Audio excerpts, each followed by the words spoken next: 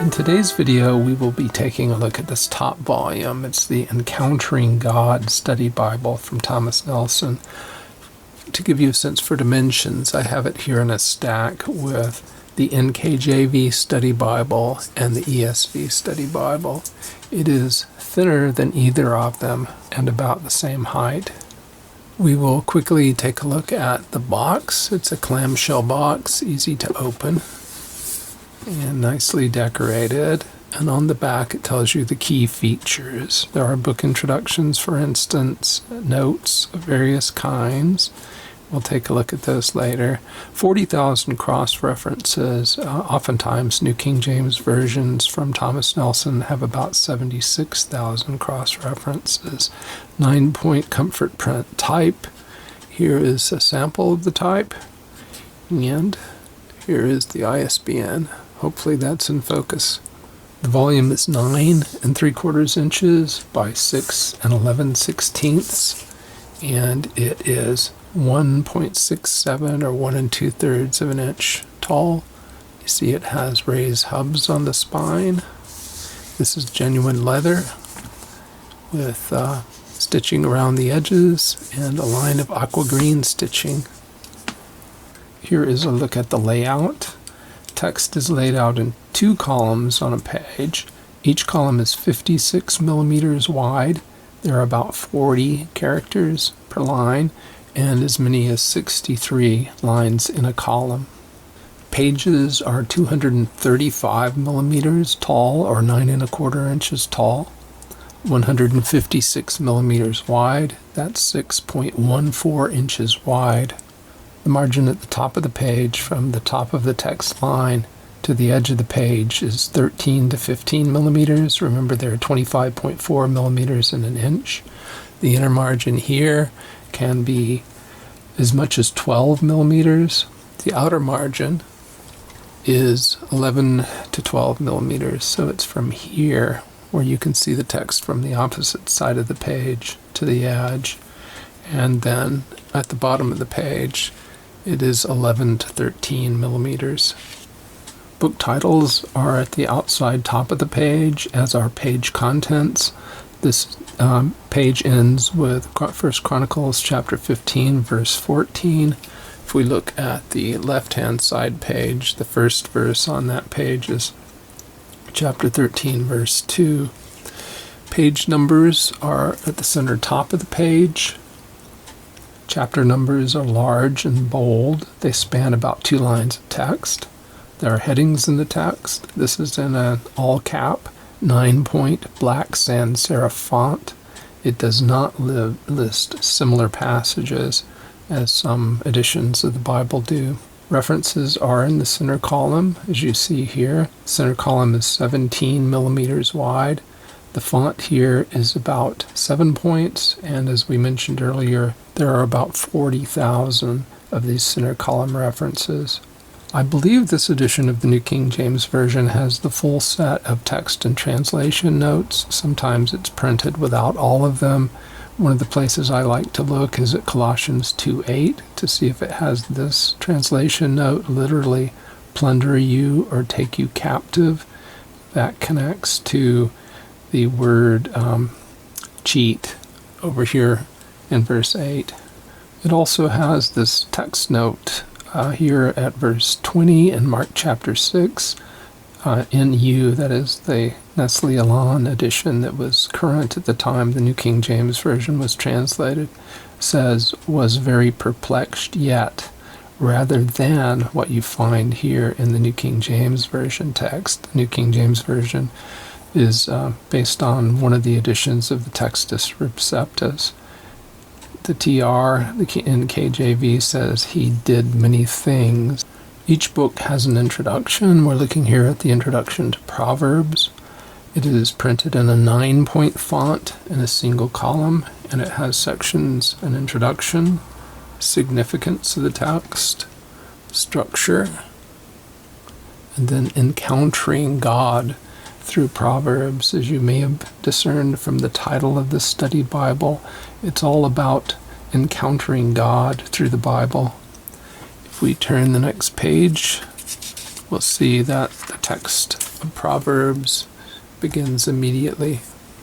In the New King James Version, pronouns for deity are capitalized, and words that the translators add for clarity are italicized. In this particular edition, the words of Christ are in red ink, as you see there.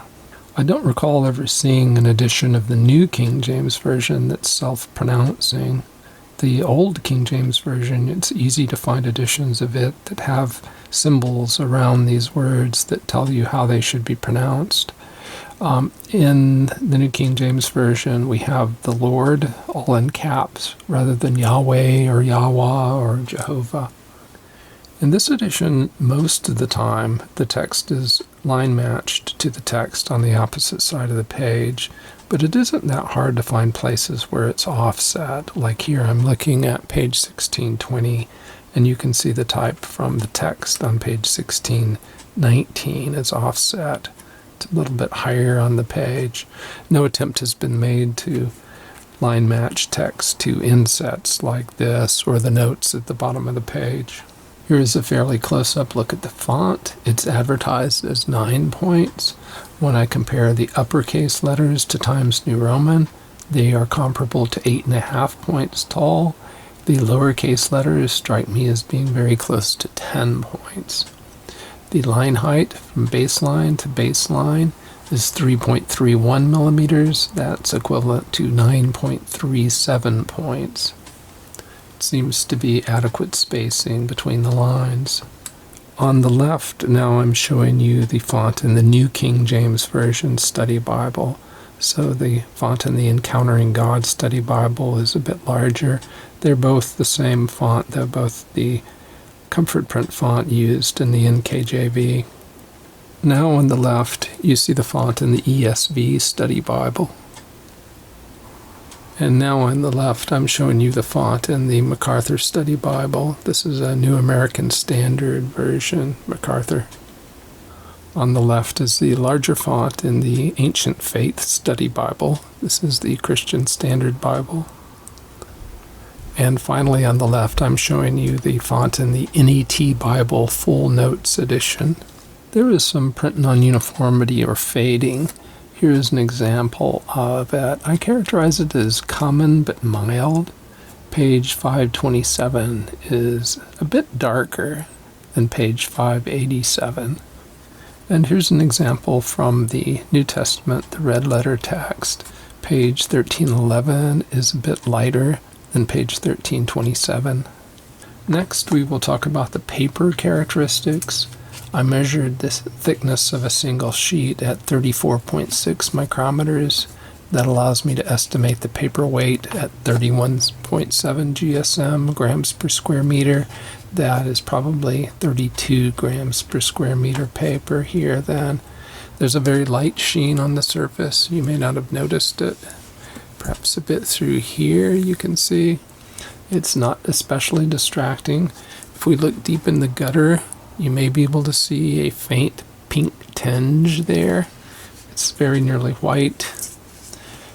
There is show-through, but it is not distracting. To demonstrate the opacity of the paper, I'm going to pull over the title page so you will see how much more faint the word contents appears now than with the page out of the way. After the book of Revelation, we come to a contents page for study helps.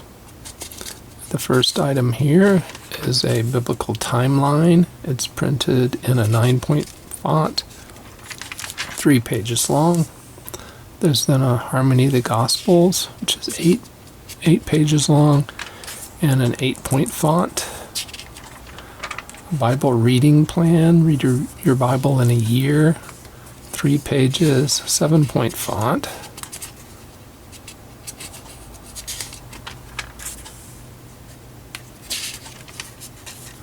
And then prophecies and fulfillments, and it is 9 pages long in a 9-point font. After prophecies and fulfillments, we get an index to special features, 8.5-point font, 2 columns, spanning 4 pages. Bit difficult to turn the pages from the opposite side of the book. The concordance is in an 8-point font. You have 3 columns.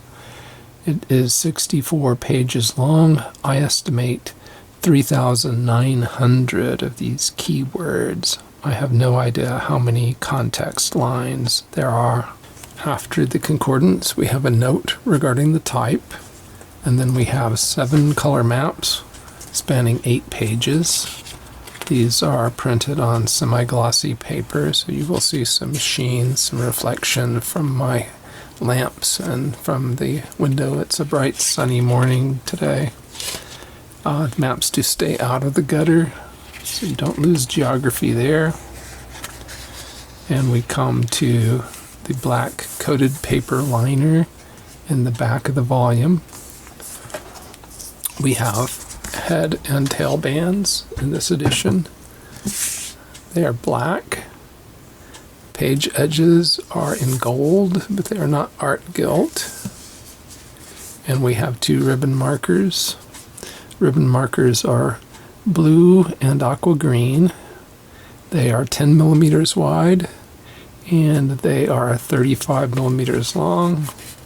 They are sufficiently long to be useful. They come out at the corner as well. They are a bit crooked the way they're put in, and perhaps I can show that to you. Look at this end. You'll see that as it comes out, it's bent, twisted upon itself. And so here's another brief look at the genuine leather cover. It feels soft. It has a bit of a rough feel to it. Raised hubs. Back has the stitching and the ISBN imprinted. The binding is sewn, and the stitching is visible here between pages 4 and 5 in Genesis. There's also a line here in the gutter of reinforcing stitching, overcast stitching. There's a similar line in the back just before the maps section. So the front and the back are both reinforced. This Bible lies open and relatively flat early in Genesis. If we move deeper into the volume, you will see some drop off into the gutter, so you will need to make adjustments in order to be able to read from a flat surface. Moving in from the front, we have the coated paper liner, a presentation page, a half title page, and a full title page. You may notice a pattern to the naming of the authors here. They're all last named Blackaby. And this is the copyright page. This is printed in South Korea. This is the first printing in 2023. Contents. We will look at this material in a moment. We've already seen the material in the back. It is includes the 66 books of the Protestant canon. There's a foreword in a 9-point font by Henry Blackaby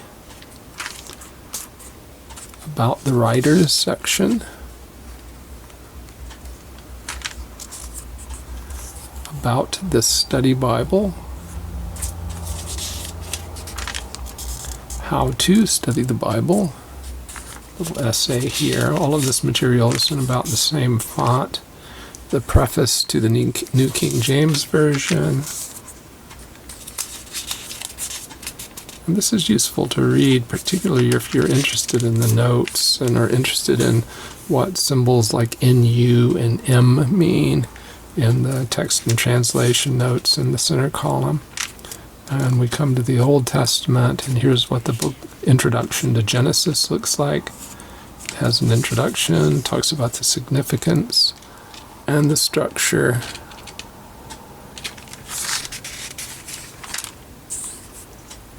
And encountering God through Genesis. I have backed us up to the essay about the Encountering God Study Bible, and I wanted to point out 2 sentences which describe the theme of the study Bible. The deepest need of the human heart is to encounter God. People need to move from an encounter with a principle or a doctrine to an experience with the living God who is a person. Now let's look at the next column over, which discusses features, and we will take a look at some of these in more detail. We've already looked at book introductions, and we know this is the New King James Version. I may say a word about that translation toward the end of the video. And below book introductions, we see a reference to explanatory notes. So let's look at a few of the notes at the page bottom. The page bottom notes are in about a 8.5 point sans serif font. I've moved to Genesis 2 to see if there are any notes that explain the second account of creation's relationship to the first account, and I don't see any. There is a note here just to the left that gives a few options for what our means in Genesis 1:26. Let us make man in our image. And it gives 3 different possible explanations. Moving to Genesis 3:15, which we normally interpret as a prophecy of Christ, we see only a note here having to do with the meaning of bruise and the fact that it can be translated as crush or strike. If you hope to find an explanation of who the sons of God and the daughters of men might be, at least a list of options, you will not find it in this study Bible. You will find a note at the bottom of the page which talks about the giants. It does a bit better when we move to Isaiah 7:14, the prophecy of the virgin that conceives and bears a son. We scroll to the bottom of the page, we'll see a lengthy footnote that begins with the Hebrew word used here for virgin means, and follows on the following column. This study Bible also gives an explanation for who the dead are in 1 Peter 4:6. For this reason the gospel was preached also to those who were dead. And if we pan down the page, we'll see what that is. And so you can pause that if you like and read it. While we're in this neighborhood, I thought we should stop and look at the introduction to 2 Peter. It seems to me to be saying that Peter is the author and that the book was written somewhere near the end of Peter's life after he wrote 1 Peter. The footnotes at Revelation 20 don't take an explicit stand on the millennial reign, how to interpret that, but they do seem to imply premillennialism to me. The introduction to the book of Revelation does give an outline of the major approaches to the book as a whole: futurist, preterist, and historicist. An idealist, of course. I was curious as to what the study Bible would say about Romans 8:29 and 30. For whom he foreknew, he also predestined to be conformed to the image of his Son, that he might be the firstborn among many brethren. Moreover, whom he predestined, these he also called. Whom he called, these he also justified. And whom he justified, these he also glorified. If we look at the bottom of the page, there is a footnote. It seems to focus on the meaning of foreknowledge and the relationship between foreknowledge and fatalism. Move over so that you can see the right-hand column as well. It mentions a word study.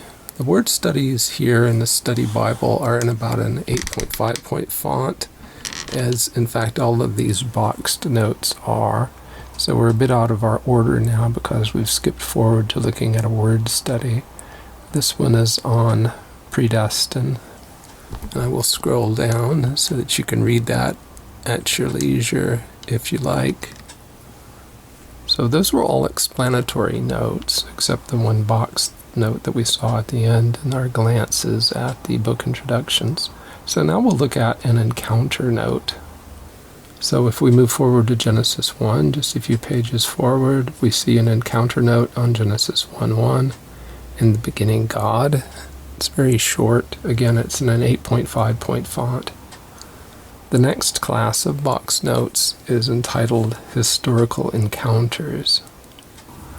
So I turned forward to page 71 and found this historical encounter note tagged to Genesis 50:20 on Samuel Logan Bringle. So this should give you a sense for what the historical encounters are about. Next we have character studies.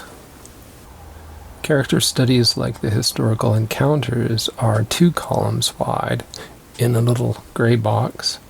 They're also in an 8.5 point font, and here is one tagged to 2 Chronicles 29:1 on Hezekiah. After character studies, next on our list are word studies. And here's an example of a word study that appears at Jeremiah 23:4 on the word shepherds. The next class of notes is entitled Encountering a Creative God, not to be confused with encounter notes.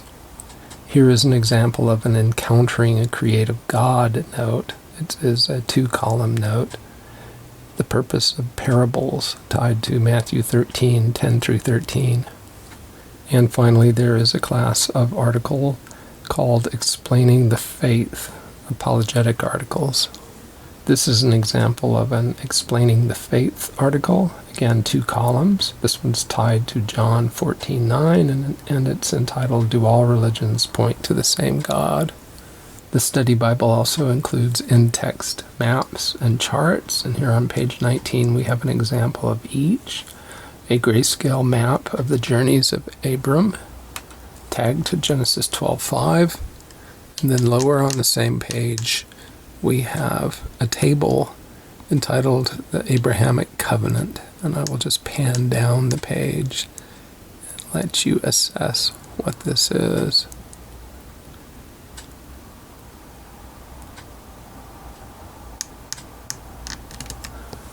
So to give you a sense for how frequently you'll find these notes, we'll start at the back of Acts, then turn forward a few pages. It's easier for me to move back to front since I'm sitting on the left-hand side of the page.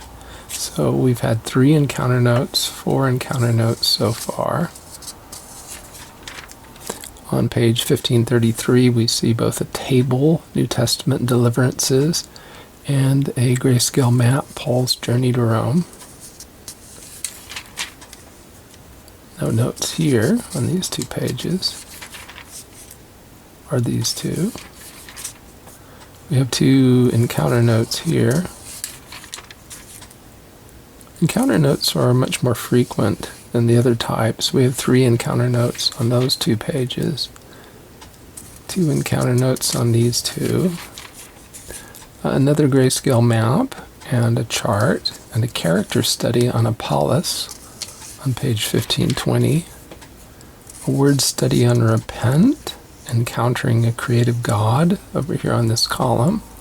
An encounter note, another word study on readiness. Encounter note, encounter note, encounter note, how to be saved. Encounter note on rejoicing, one on set free. Okay, we have 2 grayscale maps of Paul's missionary journeys on the left and encounter notes on the right.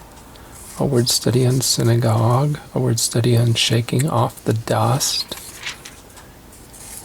word study on ministering to the Lord, an encounter note, more encounter notes, a word study on Gentile, another encounter note on free to follow, a character study on Barnabas, more word studies, encounter notes, character study on Stephen, and then an historical encounter on Peter Waldo here on the left-hand page. More encounter notes, and word studies. Character study on David on the left-hand column. Another map and a chart. The chart's the spread of the church in Acts. And then we have a word study and an encounter note. The introduction to Acts. We're in John's Gospel. More encounter notes. An explaining the faith note dealing with our doubts. And a historical encounter. See Austin Miles. A historical encounter with Hudson Taylor. More encounter notes and word studies. Okay, so I think that should give you a sense for how densely populated the Bible is with these various in-text boxed articles. So I would say, in summary, that this is a very well-made Bible. I like the paper. The binding is sewn. The leather is relatively soft for a paste-off or paste-down construction. You have raised hubs. Printing seems very good. Opacity of the paper is good, and there isn't a great deal of sheen to it. So all of those things are positive. The translation is the New King James Version, which I like quite a lot. The New King James Version I've spoken about in a number of previous Bible reviews, and I've shown various charts to describe it and how it compares to other translations. So I'm not going to do that here this time, but feel free to look at any of my other reviews of the New King James Version. Now, clearly the editors and developers of the Study Bible didn't intend it to do what, say, a MacArthur Study Bible, an ESV Study Bible, an NKJV Study Bible does, which gives you lists of possible explanations for things that might puzzle you as you're coming through the text. I think I demonstrated that when we looked at the lack of explanations, the lack of explanatory material in a number of places. But what they do hope to do is to bring you to an encounter with God with these encounter notes and with the various other notes that they provided. Whether that works for you, I don't know. I haven't attempted it myself.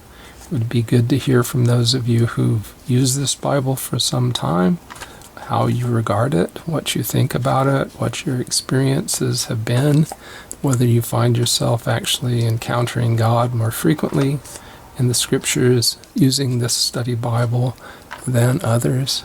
So please comment below.